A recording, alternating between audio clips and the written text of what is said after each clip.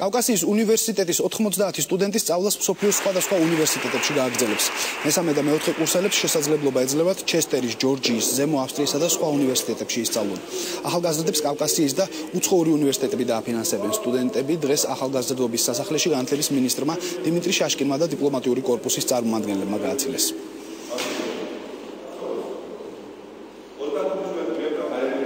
უმაღლესი განათლების მიღების პროცესში ძალიან მნიშვნელოვანი არის ინტერნაციონალიზაციის პრინციპი.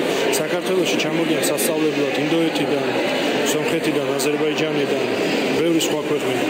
ძალიან მნიშვნელოვანია, რომ ჩვენ სტუდენტებსაც აქვს შესაძლებლობა, რომ მიიღონ გამოცდილება და ისწავლონ სხვადასხვა ქვეყნების უნივერსიტეტებში. 90 კაცი მიდის წელსოცხოეთში, უმეტესობა მიდის ორმაგ პროგრამაზე, სადაც იქ ისწავლის და იქ დაამთავრებს და ორვე დიპლომს აიღებს.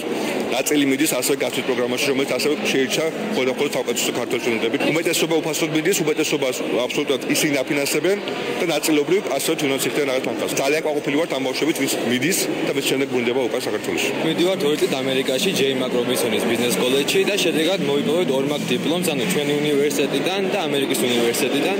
და რა ვიცი, გვექნება აღიარებული მსოფლიოში დიპლომი და რაც ვფიქრობ, საკმაოდ მნიშვნელოვანი და საჭიროა.